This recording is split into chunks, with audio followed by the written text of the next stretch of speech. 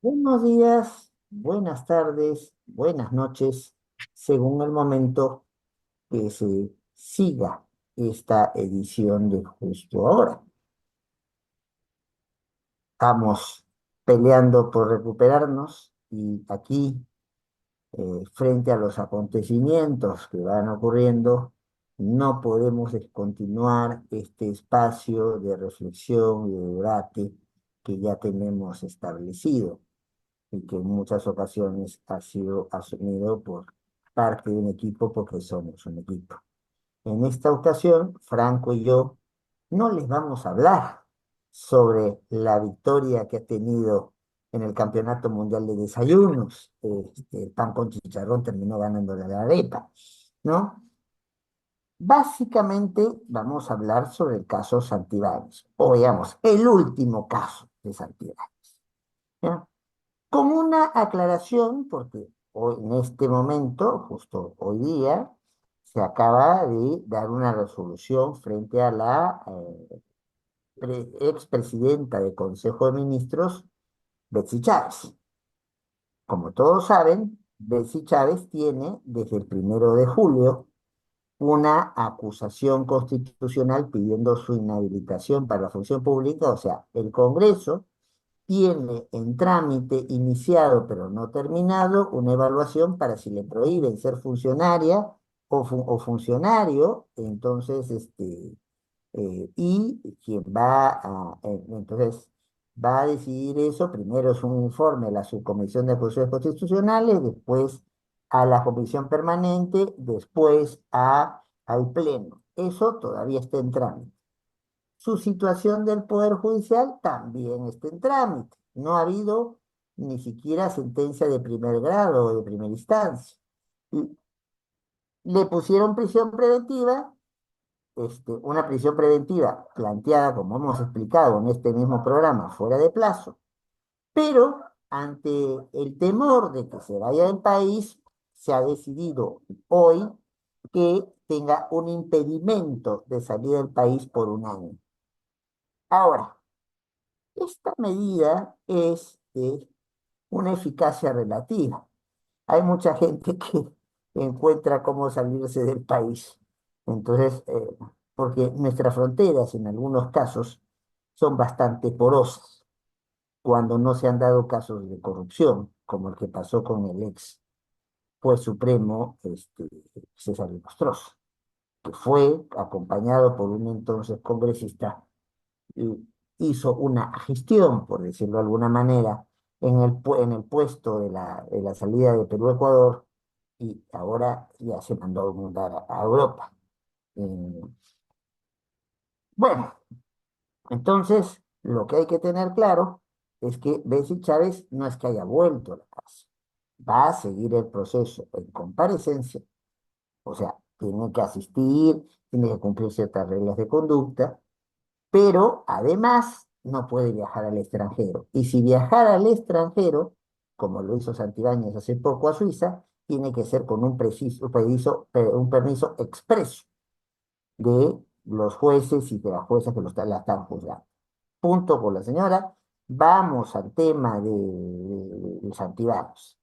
¿Qué es lo último que ha ocurrido con este ex ministro y hoy nuevamente ministro, pero siempre en la polémica? Y sobre eso vamos a hablar hoy. Santibáñez, eh, cuando se hace el allanamiento, del cual hemos conversado también en este espacio, en su vivienda, le requisan celulares. Y en un celular han encontrado un audio donde él parece estar conversando sobre en el año 2024, tómese claro el dato, ¿ya? En el año 2024, en el momento en el cual ya no era ministro, que le crearon ese puesto de monitoreo en Palacio de Gobierno, con lo cual la discusión es si es funcionario público o no. Y también la discusión va a ser si, como la situación del fuero dura hasta 5 años después de tener un alto cargo como el de ministro, estaba en ese plazo de los 5 años. ¿Qué es lo que dice en el audio? Cuando él supuestamente está haciendo gestiones para cobrar 20.000 soles, eh, 20.000 soles, porque en ese momento estaba un ex cliente suyo en cárcel, sigue en cárcel, creo que tiene una condena de 26 años, es Miguel Salí Rosas, más conocido como el Diablo, ¿ya? El apelativo que tiene. Y, y claro, entonces el Diablo, el Diablo, entonces quiere salir de la cárcel, habla con Santibáñez y Santibáñez está comentando que él puede hacer el esfuerzo para sacarla de la cárcel porque tiene a dos amigos magistrados, no precisa quiénes son esas dos personas, por lo cual es una situación muy grave, ¿no? Eh, que estarían dispuestos a ayudarle para poder sacar a Sally Rosas de la cárcel con un habeas corpus, diciendo que su detención es indebida. Sobre esto, Santibáñez no ha dicho nada, que yo sepa todavía, y el Tribunal Constitucional menos, el actual tribunal, porque esto es una grabación del 2024. El único que ha hablado es el magistrado Gutiérrez, señalando que él nada tiene que ver con el asunto, pero no hay pronunciamiento institucional. Ese es el estado de la cuestión. Y frente a esa situación, hay, hay muchas implicancias. Hay implicancias que podría manejar el Congreso, hay implicancias que se podría manejar en sede judicial, pero también hay que determinar si hay elementos suficientes para iniciar una investigación fiscal y eventualmente una acusación fiscal que la acoja un juez, una jueza, y venga el proceso penal. O si este tema, en tanto y en cuanto, si bien no era ministro, estaba entre haber dejado de serlo 2 días y volver a serlo casi en 3 días, porque tuvo solamente 5 meses sin ser ministro. Entonces, ¿cómo se trata el caso de Santibáñez si es que se considera que hay caso? ¿Ya? Entonces, eso es lo que quisiéramos plantearle, Franco y yo, a ustedes en esta sesión de Justo Ahora. Para otro día conversaremos de los chicharrones y de la señora Chávez, pero vamos a este punto en particular. Querido Franco, ¿qué opinas al respecto? En primer lugar, doctor, me gustaría complementar lo que ha dicho con un informe pericial que ha salido a la luz hace tan solo unos días con respecto a otros audios del ministro Santibáñez, en el cual el famoso audio del Chifa, ¿no? Para hacer un poco el contraste con cuándo sí hay suficiente información y cuándo hay una zona un poco más gris. En este famoso audio del Chifa, él conversa con un militar, alias Culebra, acerca de diversos temas. Por ejemplo, él dice que para poder acceder a ser ministro tuvo que desarmar a la DIVIAC a, a pedido de la presidenta Dina Boluarte. Y a la vez, riéndose, dice que para ascender, para subir, todo vale. Así también menciona que un periquito, un pajarito, le avisó cuando en 2024 él fue allanado. Y literalmente esta es la frase que él usa para referirse a alias Canario. Así también él habría hecho las gestiones para hacer la purga de, como dije, los coroneles de la DIVIAC para poder desarmar la institución con una clara represalia después de lo que ocurrió en el famoso allanamiento. Incluso hasta el coronel Colchado tuvo una torta que yo creo que ahora se debe arrepentir de haber celebrado tanto este operativo. Y esto fue una clara represalia. Entonces, ¿qué es lo que se tiene? Tres peritos, tres científicos, tres expertos examinaron este audio del Chifa debido a que, como usted dice, de estos últimos audios que se han encontrado sobre Santibáñez no ha hecho nada, pero de estos sí. Santibáñez dijo que no era él de ningún modo, que era un cómico que estaba imitando su voz y que si alguien quería acusarlo de que era él, que lo probase. Bueno, ahora con una resolución de, como dije, tres expertos, tres científicos, se ha identificado una alta coincidencia con respecto a su voz. Es decir, que es muy probable que la voz que se tiene corresponda a la de él.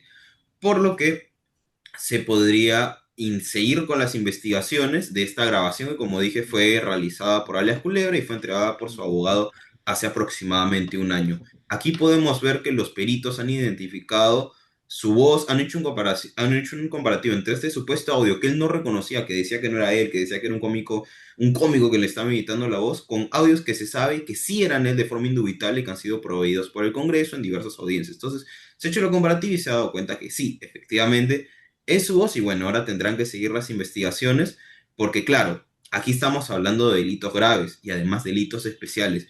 ¿Por qué? Porque Santibáñez no hubiera podido tener, en los dos casos que hemos mencionado, no hubiera podido tener acceso a este fuero de influencia. Por ejemplo, en el caso que mencionaba el doctor, tenemos un claro caso de colusión, porque él dice, no, yo conozco a dos magistrados que pueden ayudarme a desnaturalizar una figura como el habeas corpus, recordemos libertad individual, pero en este caso al estar la persona presa se puso el habeas corpus para decir no, es muy gravosa la prisión para esta persona debido a que tiene efectos especialmente nocivos en ella, porque no sé, porque tiene una enfermedad, tiene sea la cosa, que en este caso probablemente hubiera sido mentira, ¿no?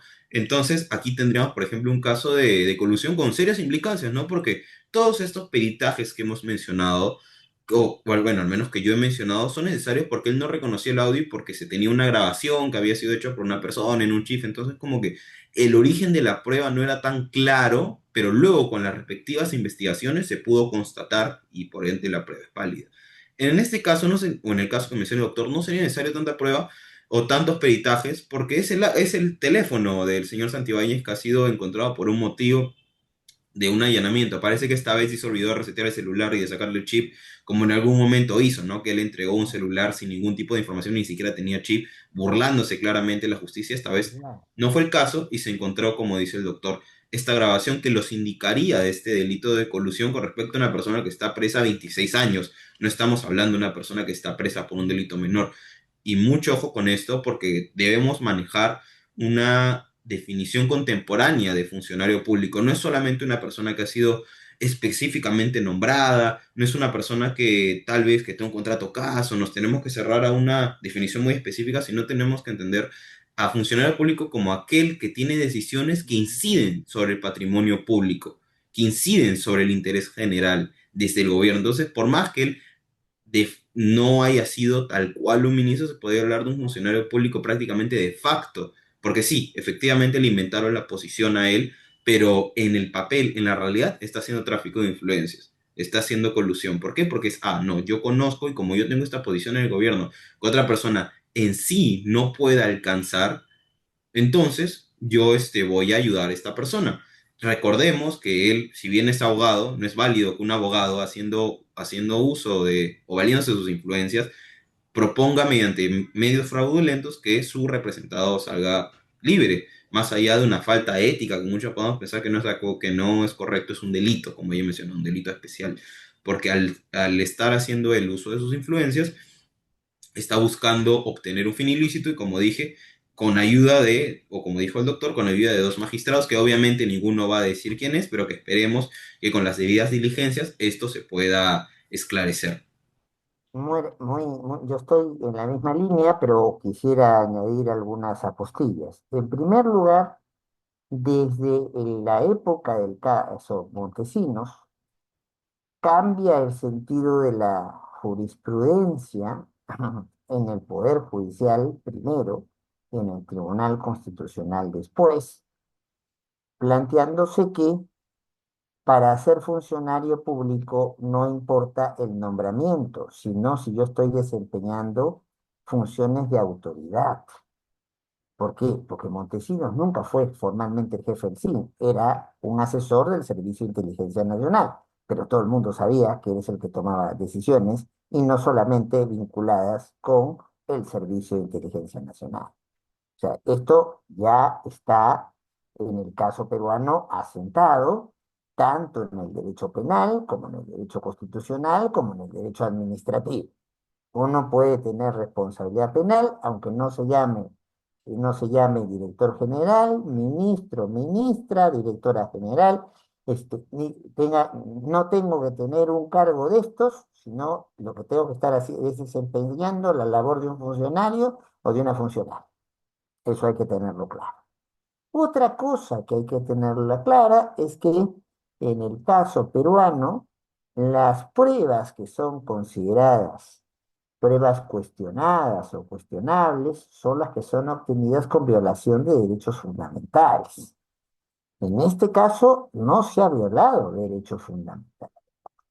Cuando se fue un allanamiento, que fue hecho con corrección, puede no gustarte que te allanen, puede salir tu hermana, que es presidenta de la República, a decir por qué han allanado a mi hermano, y tus compañeros de trabajo en el gabinete a decir por qué allanan al ministro, entonces, pero eso no hace que la decisión sea ilegal o inconstitucional. El allanamiento no tuvo cuestionamiento alguno, y producto de ese allanamiento no solamente es este audio, hay muchísimos más audios.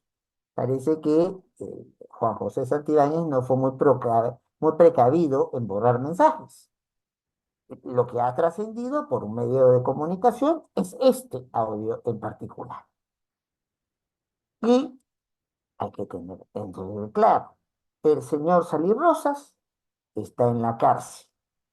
Lo que está cuestionando a través de habeas corpus, mecanismo para obtener la libertad personal, básicamente la dimensión física de nuestra capacidad de autodeterminarnos, lo que está planteando en este caso Santibáñez es haciendo cometiendo un delito, concuerdo plenamente contigo que aquí hay un delito, porque hay una intención de hacer cohecho, estoy pidiendo plata para entregársela, no sabemos si se le ha entregado a alguien, pero por lo menos se está pidiendo el dinero, y también hay otro delito, está haciendo una gestión indebida de intereses. Yo puedo hablar por otros, ¿ya? Hay incluso frente a lo que los americanos llaman el lobby, hay una ley que establece cuáles son las gestiones de intereses que son debidas. Pero esto no encaja en eso, sino es un comportamiento delictivo. Entonces, aquí, Santibáñez va a decir, obviamente, como lo ha dicho muchas veces, que esa no es su voz.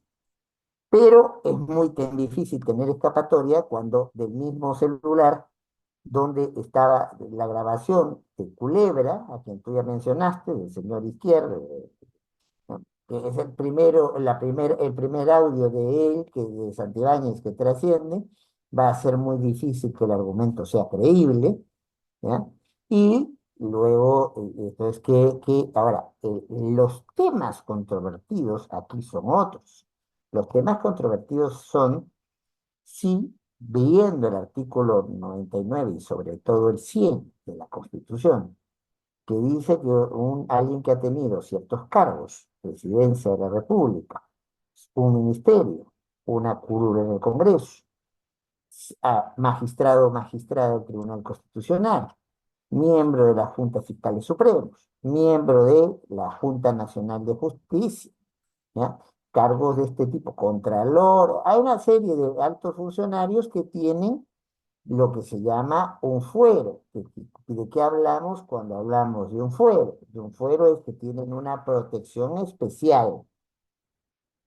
Tienen una protección especial para realizar ciertas actividades, para ser acusado y juzgado, ¿ya? No por cualquier juez y cualquier jueza, sino que el caso va directamente a la Fiscalía de la Nación, y si la Fiscalía de la Nación cree que hay elementos suficientes para acusar, lo envía al Congreso. Y el Congreso le levanta esta protección y puede la persona terminar en la cárcel. Entonces, ahí hay una primera situación a dilucidar, ¿ya? Si Santibáñez se puede considerar que tenía fuero o no. Es cierto que había dejado de ser ministro y que después vuelve a ser ministro, ¿ya? No me preocupa tanto los alegatos que él haga, porque creo que no tiene en este caso escapatoria de que no es su voz. Ahí yo creo que... Ahora, y además, aun cuando él no haya entregado la plata a magistrado o magistrada alguna, el delito ya fue configurado, porque él ya pidió el dinero para un objetivo que es ilícito. Ya, entonces, y además sale de sus propias palabras, confesión de parte, relevo de prueba. El asunto es si van a querer llevar este tema a la Fiscalía de la Nación, donde ganas no les falta de tocar a Santibáñez, pero ¿cuál va a ser la reacción en el Congreso? Ya conocemos que la subcomisión de acusaciones constitucionales no es precisamente de las más diligentes en los casos que no quiere serlo y que saca algunas votaciones incomprensibles en términos jurídicos que solamente se entienden en criterio político, ¿no? Y Santibáñez es un personaje importante dentro del actual gobierno Boluarte. Es más, algún expresidente ha dicho que el verdadero presidente de la República es Santibáñez. El otro tema delicado para poder tocar es justamente cómo se investiga para alguien que ha sido magistrado del Tribunal Constitucional, cómo se investiga si ha habido la comisión de delitos o no. En este caso sería la comisión del delito de cohecho, lo que el ciudadano común y corriente llama un soborno o una coima, ¿no? Bueno, ¿puede haber algún nivel de investigación interna? Sí. Normalmente, para estas situaciones se convoca un pleno. Tengo entendido que el día martes estaría convocándose un pleno y puede abrirse una comisión de investigación. Pero aun cuando no lo hiciera, no lo hiciera el tribunal, hay dos alternativas frente a este tema. La primera alternativa se llama fiscal de la nación. La señora Espinosa puede, entonces, eh, en cualquier momento abrir una investigación o una nueva investigación. Entonces, porque ya ha habido investigación contra esta composición del Tribunal Constitucional, incluso por primera vez en la historia del tribunal, y con esto no estoy haciendo juicios de valor, a cualquiera le pueden imputar cualquier cosa y mientras no, si no, no hay que hay que presumir su inocencia mientras no se declare su culpabilidad y aún así siempre existe el error jurisdiccional, ¿ya? Pero lo cierto, o el error fiscal, pero lo cierto es que han ido, ¿ya? Una vez, pues, entonces ya lo pueden hacer esta vez, otra vez para investigar el asunto. Lo pueden hacer. ¿Qué otro camino hay? El camino del mismo Congreso.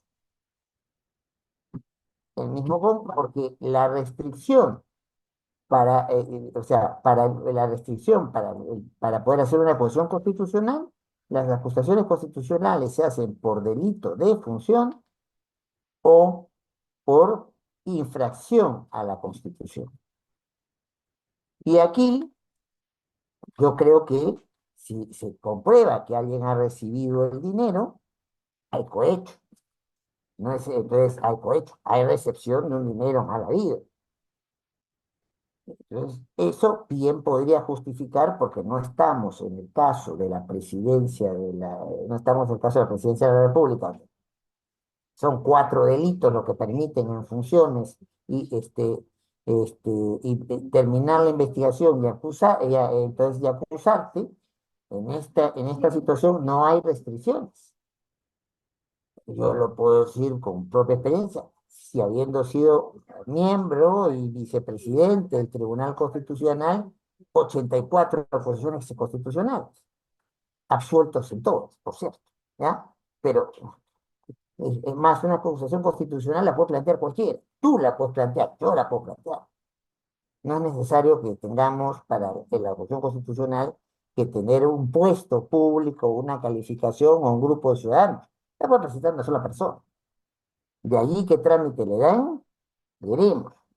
Entonces, la situación es controvertida para el Santibáñez y es controvertida para mis amigos y mis amigas del Tribunal Constitucional actual, con quienes puede haber y hay varias diferencias con cosas que han resuelto, pero que siempre se mantendrá el respeto personal.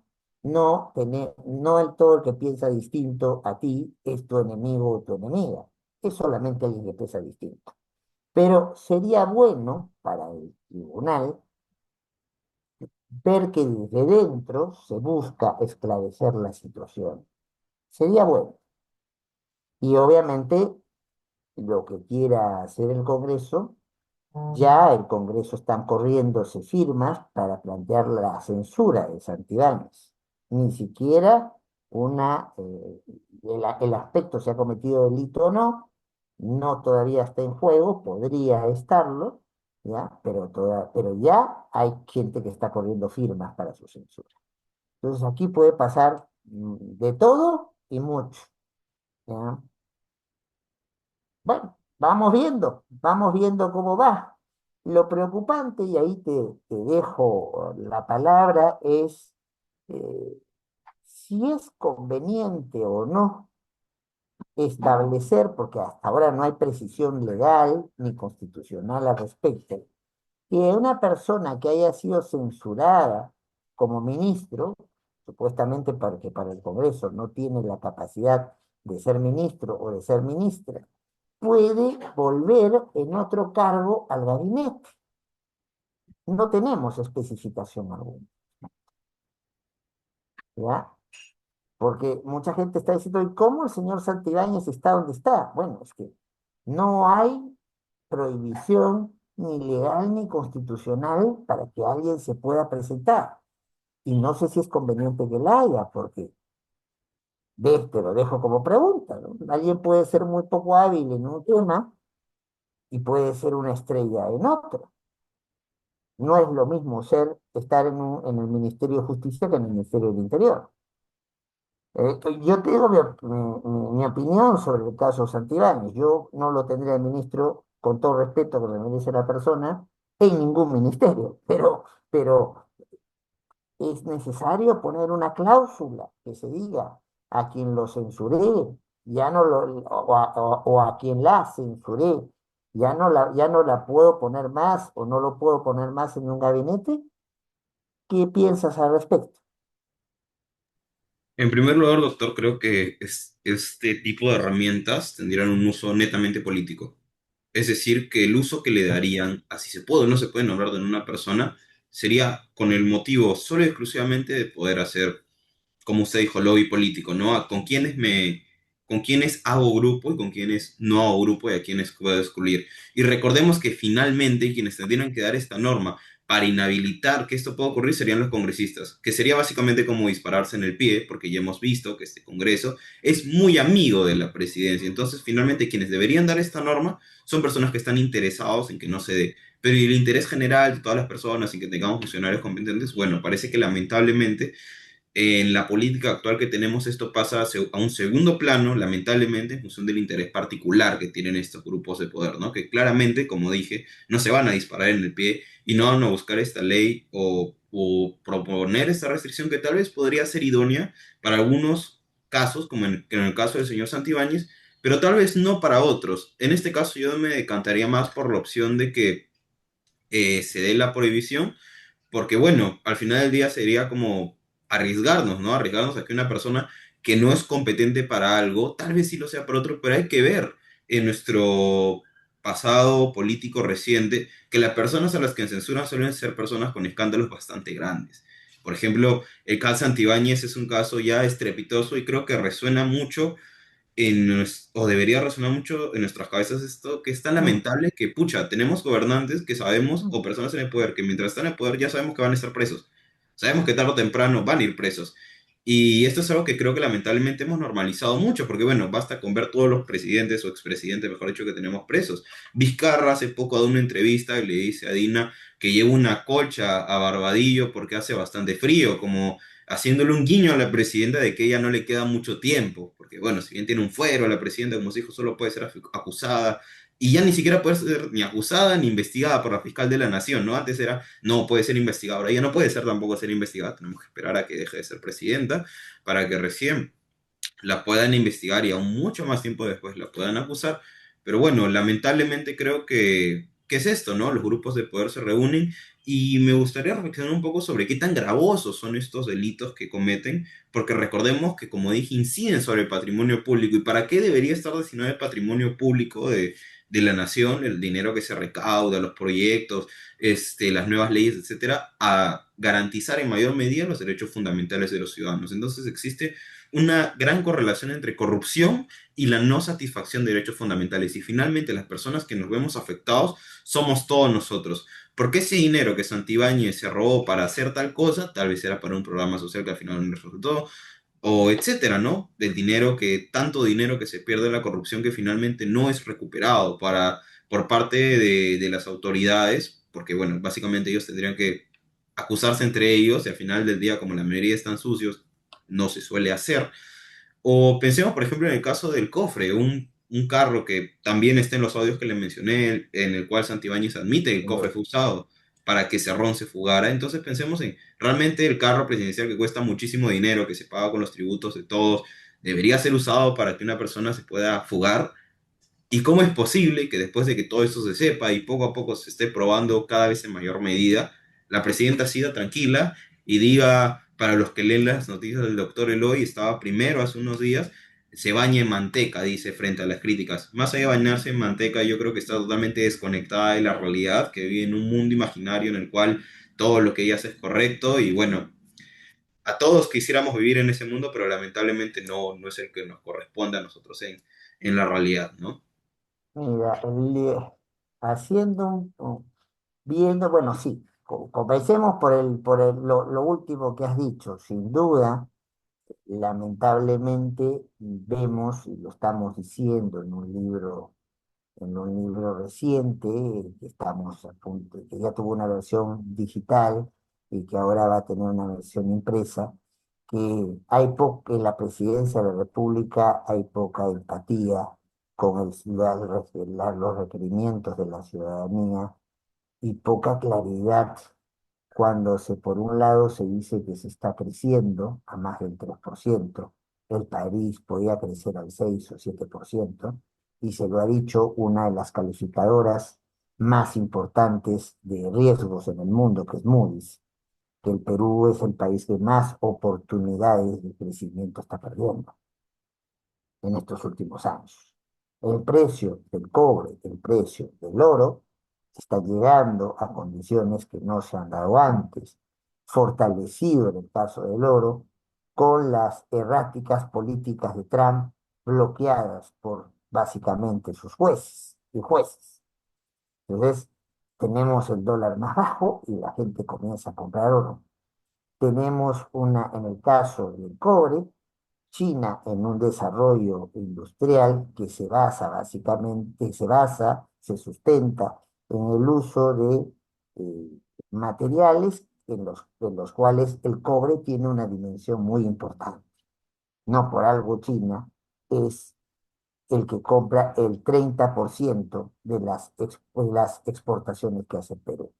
Pero volviendo a la situación, no creo que por parte del Congreso salga norma alguna al respecto frente a la limitación de los ministros. Y ministros. Primero porque es una situación opinable, que insisto, podemos tener a alguien que pueda ser muy bueno en un espacio o muy buena y muy mala o muy malo en otro, ¿ya? Eh, y segundo porque, claro, aquí este gobierno es un gobierno dentro de un presidencialismo débil. ¿Qué quiere decir eso? Presidenta no tiene ni siquiera bancada para congresal y lo que va a necesitar es el apoyo de quienes hagan mayoría en el Congreso.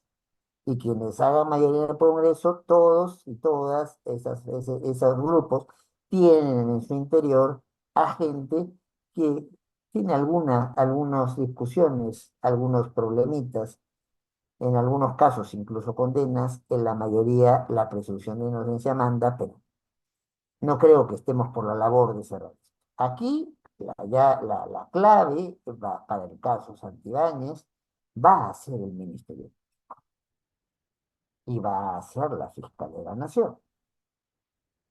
controvertida para algunos, creyendo que está yendo más allá de sus funciones en ciertos casos para varias personas, pero lo cierto es que sí tiene la competencia de investigar si una persona que ha sido ministro esté en el ejercicio de sus funciones o acabe de dejar de serlo, pueda ella iniciar la investigación.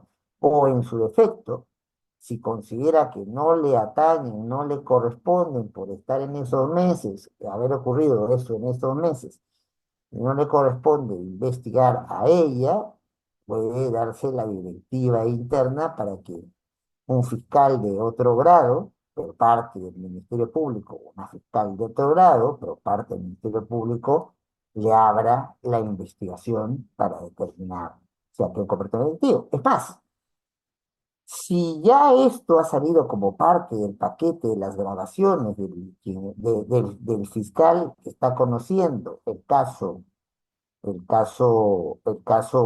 los audios del señor Izquierdo a las Culebra, ese mismo fiscal podría ser quien continúe viendo los casos, porque esto es una consecuencia natural de haber hecho un allanamiento sobre los bienes. ¿Ya? Ahora, eh, me van a decir que un mismo fiscal puede perder objetividad si ve el tema, entonces, que ha visto antes. Ojo, eso el Tribunal Constitucional, con su actual composición, lo ha planteado solamente en el tema de los allanamientos,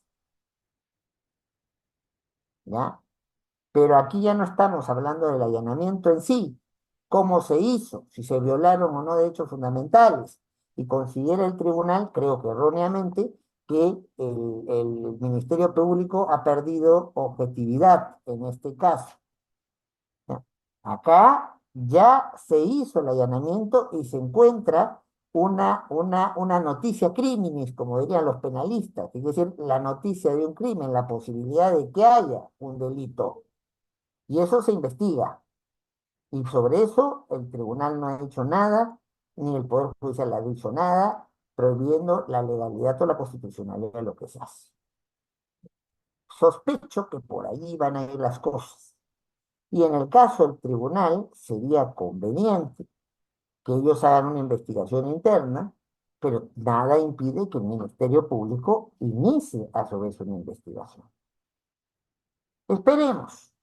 Creo que esta es una madeja que tiene mucho hilo por cortar y que todavía no tenemos una respuesta definitiva, pero que hay que estar atentas y atentos. Querido Franco, creo que ya nos está ganando el tiempo. Entonces, un gran abrazo para todos y todas. Justo ahora, como siempre, trata de cumplir con su razón de ser, que es poner en la palestra de la manera más objetiva posible, de la manera más clara posible, la discusión de temas que nos atañen a todos y a todas, de cierta manera. No podemos tocarlos todos a la vez, tenemos que priorizar algunos, pero para fortuna, para desventaja de nuestro país, siempre aparecen cosas sobre las cuales tenemos que ponerlas en el tapete. Un gran abrazo para todos y todas y hasta cualquier momento.